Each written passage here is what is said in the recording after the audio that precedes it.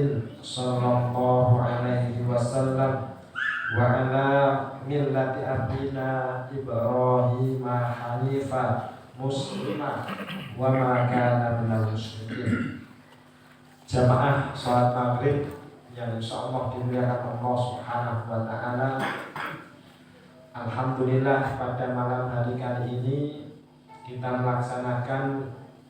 kita dimudahkan oleh Allah Subhanahu wa taala untuk melaksanakan sholat maghrib berjamaah. Setelah itu Allah mengizinkan kita, memudahkan kita untuk duduk bersama majelis ilmu, zikrullah, zikir kepada Allah Subhanahu wa taala, ngangsu kawruh dan lain sebagainya. Tidaklah kebaikan yang kita kerjakan ini merupakan kemudahan dan izin dari Allah Subhanahu wa taala. Apa yang kita kerjakan mudah-mudahan menjadi pemberat timbangan kebaikan kelak nanti di hadapan Allah Subhanahu wa taala. Mudah-mudahan juga apa yang kita kerjakan pada sore hari kali ini sebagai tingkatan kita nanti di surga semakin tinggi, ditinggikan oleh Allah Subhanahu wa taala. Salawat dan salam kita aturkan kepada baginda Rasulullah Muhammad sallallahu alaihi wasallam. Mudah-mudahan kita yang hidup di akhir zaman ini senantiasa istiqomah terhadap apa yang dulu pernah dicontohkan oleh Rasulullah dan juga para sahabatnya. Hadirin dan hadirat yang insyaallah dimuliakan oleh Allah Subhanahu wa taala, sedikit memperkenalkan diri. Mungkin sebagian sudah banyak yang kenal saya, tapi tidak mengapa, agar supaya agar supaya hati kita semakin terikat karena kecintaan kepada Allah Subhanahu wa taala. Tidak terasa memang saya dilahirkan 40 tahun yang lalu. Buatan terasa ujung-ujung tua. Usia 40 tahun. Ya sekitar 15 Mei 1983. Jadi umurnya pun 40 tahun. Dilahirkan di kota kecil Desa Paciran, namanya Kabupaten Lamongan. Memang sedikit memberitahukan bahwa desa yang dimana saya dilahirkan memang dari dulu lingkungannya lingkungan pesantren, sehingga ketika kita hadir di pesantren itu sudah biasa. Dan kami juga bersyukur pada Allah Subhanahu wa taala bisa hidup hijrah bukan dalam rangka pindah dari satu tempat karena tidak baik ke tempat yang buruk, tidak. Hanya hijrah fisik saja untuk menyebarkan dakwah di wilayah Tawangmangu dan sekitarnya.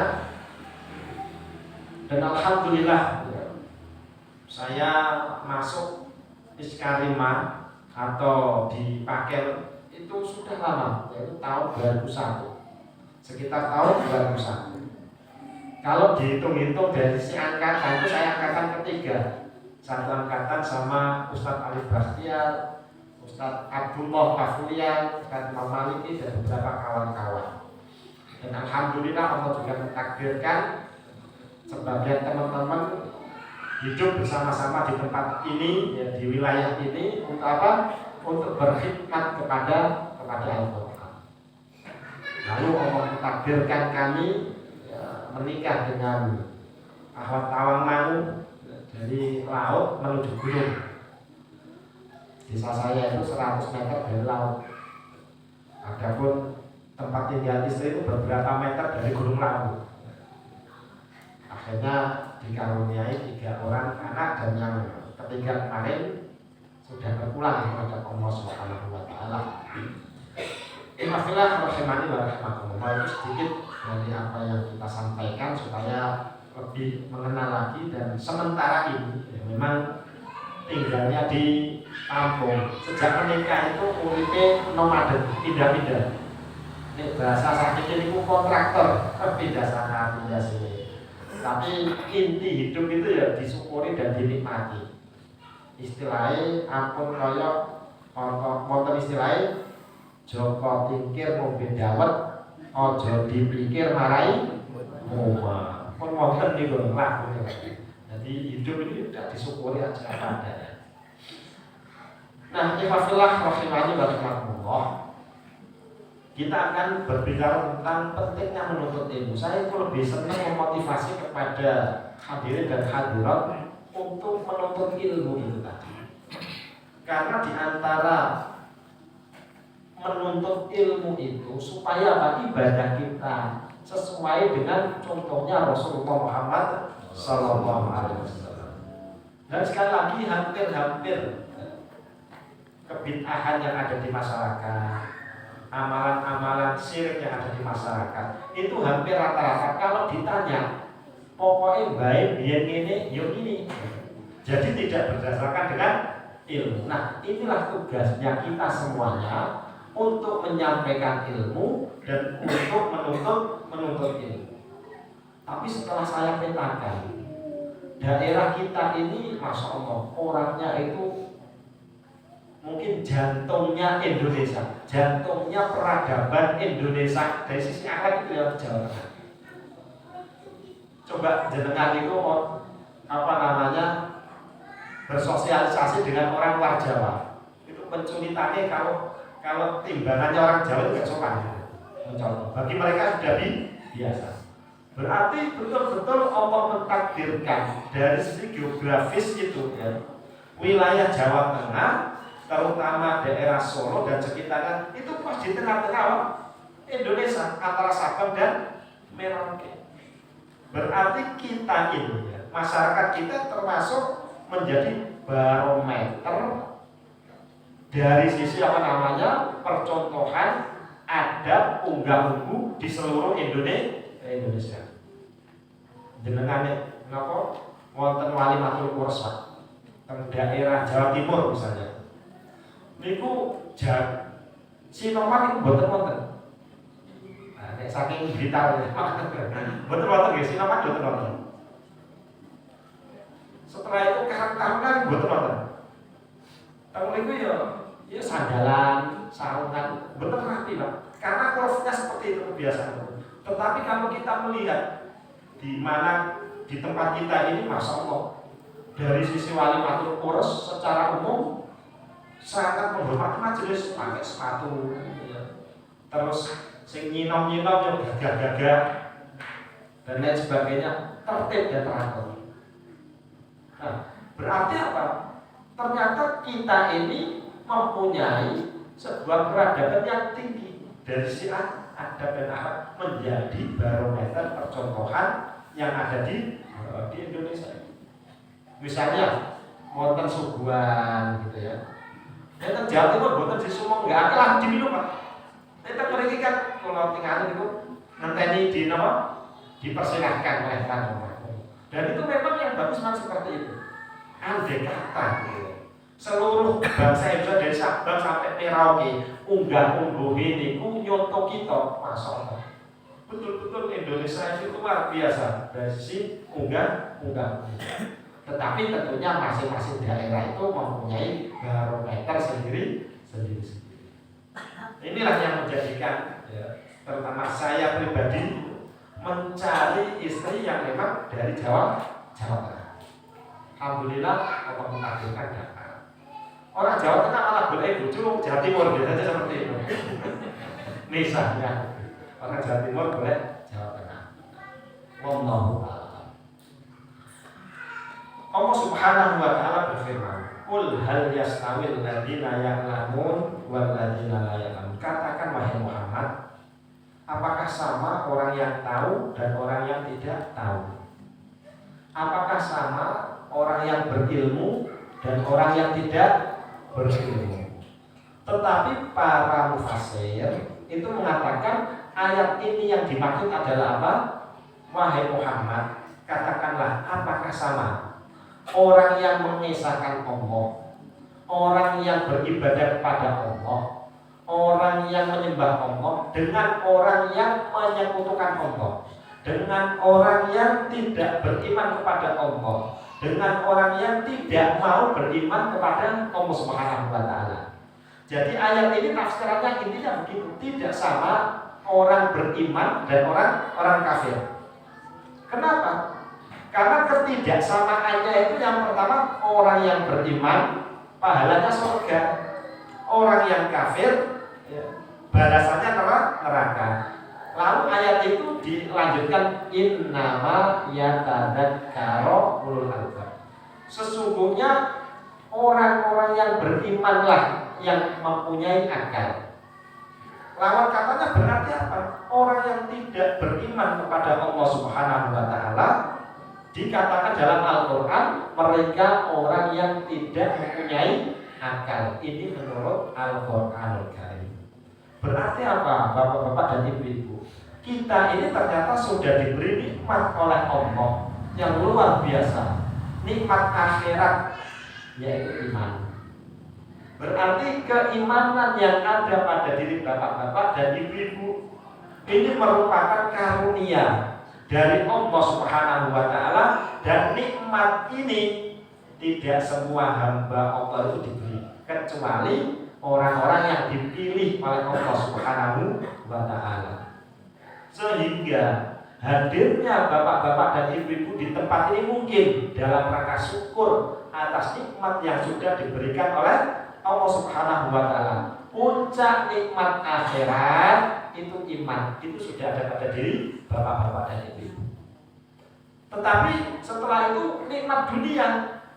Di antara nikmat dunia adalah nikmat aman, nikmat sehat. Tetapi puncak nikmat dunia itu sehat. Dan dua puncak nikmat ini ada pada ibu-ibu, ada pada bapak-bapak. Mudah-mudahan dengan ibadah yang kita laksanakan, sholat maghrib, belajar bareng, bentuk daripada syukur, dan insya Allah Allah akan menambahi nikmat-nikmat yang lainnya. Setelah itu Allah Subhanahu wa ta'ala memberikan janji bagi orang yang mau menuntut ilmu, ngalap ilmu, ngasuh kawula.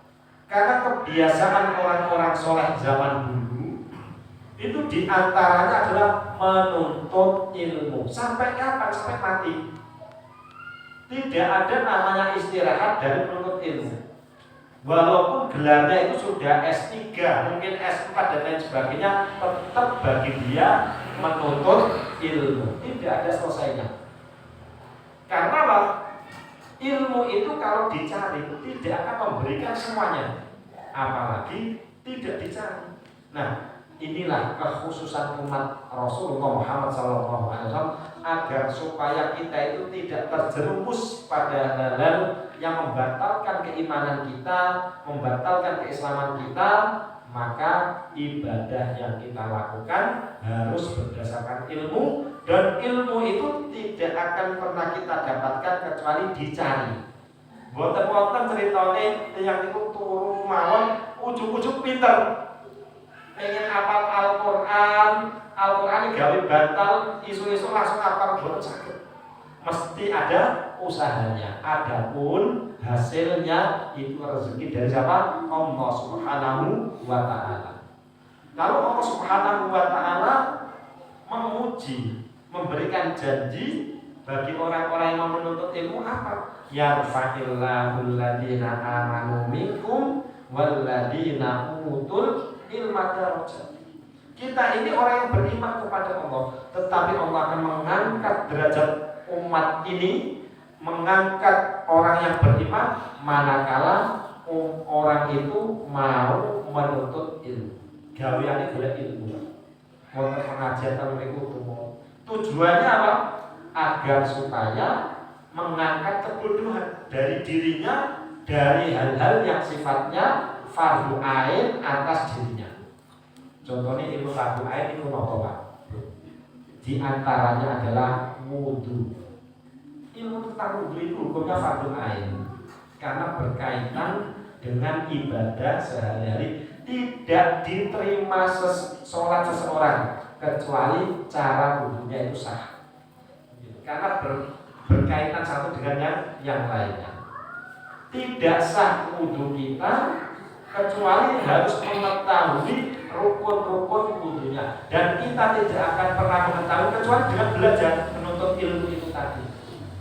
Nah, inilah agar supaya apa? Syariat ini tetap terjaga, agar supaya ibadah kita seperti yang dicontohkan oleh Nabi, agar supaya amal ibadah kita sedanten ini ditampi marang Allah Subhanahu wa taala. Memang abot tak boleh ilmu itu.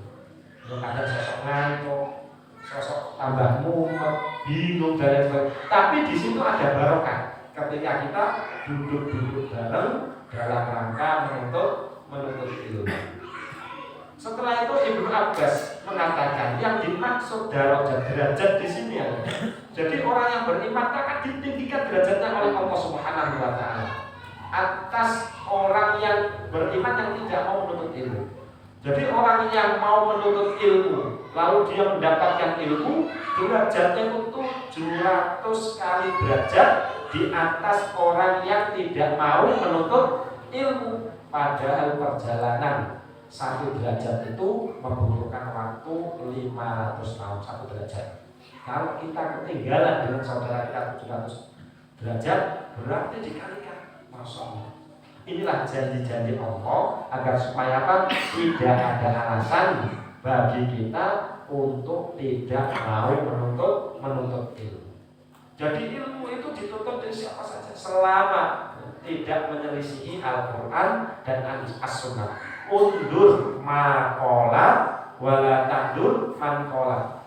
Lihatlah apa yang disampaikan, jangan melihat siapa yang menyampaikan. Supaya apa? Supaya ilmu itu bisa masuk ke dalam hati kita dan ilmu itu bisa kita kerjakan di kehidupan sehari-hari. Rasulullah Muhammad SAW bersabda, "May yuridillahu bihi khairan yufaqihu fid." Hadis ini intinya adalah memberikan kabar kepada kita. Karena setiap apa yang kita lakukan itu semuanya adalah berkah izin dari Allah. Apa-apa yang tidak bisa kita kerjakan berarti itu adalah kita tidak diizinkan oleh Allah Subhanahu wa taala. Berarti ciri orang yang dicintai oleh Allah yang pertama adalah dimudahkan langkah kakinya untuk menuntut ilmu. Gampang boleh ilmu. Waktu pengajian hadir, ingin mengetahui hal-hal yang belum dia tahu, gampang. Nomor kali dimudahkan untuk melaksanakan ibadah. Dalam hal ini yang perlu kita perhatikan dari ibadah-ibadah kita adalah yang pertama kali adalah sholat kita. Sholat 5 waktu aja dulu, yang sifatnya wajib itu. Kalau sholat 5 waktu itu terjaga dengan baik, amalan-amalan kebaikan selanjutnya itu akan mengikuti. Karena di antara tanda amal seseorang itu diterima oleh Allah Subhanahu wa taala, menurut Imam Ibnu Qayyim Al-Jauziyah adalah apa? Setelah mengerjakan kebaikan, dia ingin mengerjakan kebaikan yang lainnya. Dan yang ketiga adalah dia dikumpulkan dengan orang-orang yang soleh. Nah, inilah di antara bentuk ciri orang yang dicintai oleh Allah Subhanahu wa ta'ala. Lalu ada orang yang bertanya kepada Rasulullah tentang 2 orang. Jadi ada 2 orang yang sama-sama beriman kepada Allah. Wahai Nabi, kira-kira mulia dan utama yang mana? Ini orang beriman, tetapi dia hanya melaksanakan ibadah saja tanpa mau menuntut ilmu. Yang kedua adalah apa? Ini orang yang beriman, dia juga beribadah, dia juga mau menuntut ilmu. Kata Rasulullah bagaimana? Dua-duanya memang baik di sisi Allah Subhanahu wa taala. Tetapi perbedaannya adalah apa? Seperti bulan purnama dan bintang-bintang yang ada di sekelilingnya. Maksudnya bulan purnama itu ibarat orang beriman, orang yang mau ibadah, orang yang mau menuntut ilmu. Itu seperti bulan purnama. Adapun bintang-bintang yang ada di sekelilingnya memang indah. Itu ibarat orang yang beriman yang hanya beribadah saja dan tidak mau menuntut. Dua-duanya baik, tetapi kalau dilihat secara mata, maka mata ini akan tertarik kepada bulan purnama itu.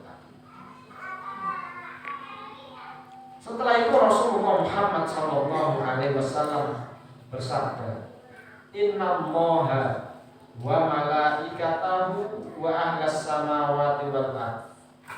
Ini menceritakan tentang seluruh makhluk Allah. Itu mendoakan bagi siapa saja yang mau menuntut ilmu. Seluruh makhluk Allah itu memintakan ampunan bagi siapa saja yang mau menuntut ilmu. Berarti apa? Orang yang duduk-duduk dalam rangka majelis taklim menuntut ilmu itu dalam dua kebaikan. Yang pertama adalah senantiasa didoakan oleh makhluk-makhluk Allah Subhanahu wa taala. Dan yang kedua, dimintakan ampunan atas dosa-dosa yang pernah kita lakukan. Siapa yang memintakan? Makhluk-makhluk Allah Subhanahu wa taala. Siapa makhluk Allah Subhanahu wa taala yang mendoakan, yang memintakan ampun kepada orang yang menuntut ilmu itu? Yang pertama adalah para malaikat Allah Subhanahu wa taala. Apa tadi agak ini silakan ya. Apa tadi?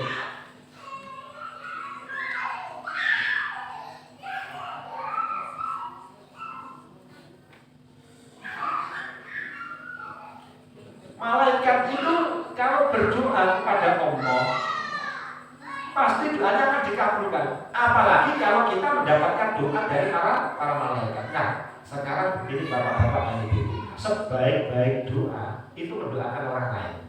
Sebaik-baik doa mendoakan orang lain. Jadi doa itu dari umum dulu baru khusus. Contohnya misalnya orang yang belum menikah. Ada nggak yang belum menikah di sini? Ada. Hadir lagi. Hadir. Misalnya seperti ini. Aku jahil-jahil nih. Golongan kertas ini. Itu berdoa. Mendoakan temannya yang belum nikah. Ya Allah, berikanlah jodoh yang terbaik bagi si fulan. Itu kan mendoakan umum. Mendoakan saudara yang lainnya. Kenapa? Karena dengan seperti itu akan dijawab oleh malaikat. Amin. Wala kamislah. Amin. Mudah-mudahan kamu akan mendapatkan dari apa yang kamu doakan untuk saudara. Ini lebih baik seperti itu. Misalnya ada di antara kita mungkin kaum muslimin yang Allah mentakdirkan ketika berumah tangga belum punya keturunan misalnya. Dia berdoa kepada Allah, kepada saudara muslim yang lainnya yang memang Allah belum memberikan takdir keturunan. Ya Allah, berikan keturunan yang baik, itu akan mendapatkan doa kepada malaikat. Adapun doa egois adalah doa hanya untuk dirinya sendiri. Orang-orang zaman soleh, orang-orang soleh zaman dulu itu setiap malam rata-rata itu mendoakan 70 orang yang dia kenal, disebut namanya satu persatu. Dan malam selanjutnya 70 orangnya berbeda lagi. Terus seperti itu. Karena apa? Sejatinya doa ketika kita mendoakan orang lain secara diam-diam, malaikat itu mengaminkan dan justru mendoakan kita. Jadi inilah malaikat Rasulullah. Kita ini termasuk mendapatkan doa dari malaikat. Kenapa? Karena kita ini sedang menuntut ilmu. Betul proses kisah gini. Orang kita pakai kisah 7 menit. Masya Allah. Itu baru berapa hadis gitu. Ya, gak apa-apa. Jadi mengingatkan pada saya dan ibu-ibu semuanya hakikat waktu gitu ya. Memang yang paling terasa ciri akhir zaman itu apa? Tanda akhir zaman itu apa? Waktu itu berjalan sangat cepat. Terus apa betul? Kalau secara nyata 24 jam sama. 24 jam sama. Tapi secara hakikat memang di antara tanda akhir zaman itu waktu sangat cepat sekali. Masya Allah. Saya kayak ngomongnya baru 5 menit tapi kok bisa begitu ya.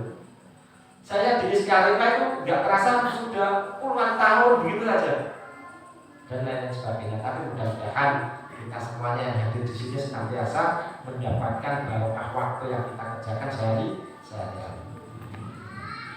Ya, Kita lanjutkan sebelum masuk ke bab isya. Wa ahlas samawati wal ard, dan penduduk langit dan penduduk bumi, semua penduduk bumi. Maksudnya apa? Semua makhluk Allah Subhanahu wa taala, baik yang ada di langit maupun yang ada di bumi, maupun yang ada di daratan, maupun yang ada di lautan, semuanya mendoakan dan memintakan ampun bagi siapa? Orang yang beriman, yang mau menuntut ilmu. Nah, mumpung kita masih diberi oleh Allah Subhanahu wa taala sisa-sisa usia, mumpung kita masih diberi kesehatan oleh Allah Subhanahu wa taala, di antara janji Nabi Muhammad sallallahu alaihi wasallam, man ja'ahul mautu, barang siapa yang didatangi kematian. Kematian itu akan mendatangi kita, bukan kita mendatangi kematian, tapi kematian mendatangi kita. Sedangkan dia sering menuntut ilmu, ketika sehat dia sering beribadah kepada Allah, ketika sehat dia senantiasa bersedekah kepada Allah Subhanahu wa taala, ketika dia dalam kondisi belum bisa mengerjakan sebabkan sakit, pahalanya tetap, dan sampai dia meninggal dunia, maka derajatnya akan ditinggikan oleh Allah Subhanahu wa taala, dan derajat kita dengan Nabi itu jaraknya tidak jauh. Karena apa? Karena kebiasaan kita di antaranya ketika kita masih sehat, masih hidup, itu adalah menuntut ilmu dengan tujuan li'ila'i kalimatillah, yaitu untuk meninggikan kalimat Allah Subhanahu wa ta'ala. Paling akhir saya berpesan kepada diri saya pribadi dan kepada kita semuanya, di antara strategi dakwah akhir zaman adalah apa? Membentuk wilayah yang baik, membentuk daerah yang kondusif, membentuk sebuah lingkungan yang taat kepada Allah Subhanahu wa taala, dan jadikanlah masjid sebagai pusat kegiatan. Karena tidaklah orang memanfaatkan rumah Allah termasuk masjid ini dalam segala urusan, dalam segala aktivitas, kecuali keadaannya akan diberkahi oleh Allah Subhanahu wa taala. Misalnya rapat RT di masjid, misalnya majelis taklim di masjid, misalnya menangani urusan rumah tangga konsul di masjid. Karena apa? Tempat yang paling diberkahi oleh Allah adalah masjid, yaitu rumah Allah Subhanahu wa taala. Dan keadaan ini dulu itu pernah dikerjakan oleh Rasulullah dan juga para sahabatnya, masjid sebagai sentral aktivitas masyarakat. Wallahu ta'ala. Demikian yang bisa kita sampaikan, kurang dan lebihnya kami mohon maaf, kayaknya jelas sudah ada ya. Wallahu muwaffiq ila aqwamit thoriq. Mudah-mudahan kita semuanya senantiasa dirahmati oleh Allah Subhanahu wa taala. Mudah-mudahan dosa-dosa kita diampuni oleh Allah Subhanahu wa taala. Mudah-mudahan kalau ada di antara kita yang sakit segera disembuhkan oleh Allah. Mudah-mudahan di antara keluarga kita, saudara kita, dan kita yang sudah mendahului kita menghadap Allah Subhanahu wa taala, mudah-mudahan diluaskan kuburnya, diampuni dosanya, diangkat derajatnya, dan mudah-mudahan kita semuanya sebagaimana kita dikumpulkan di masjid ini, nanti Allah juga mengumpulkan kita di surga Firdausil A'la bersama Rasulullah Muhammad sallallahu alaihi wasallam. Wallahu muwaffiq ila aqwamit thoriq. Akhiru da'wana alhamdulillahi rabbil alamin. Assalamualaikum warahmatullahi wabarakatuh.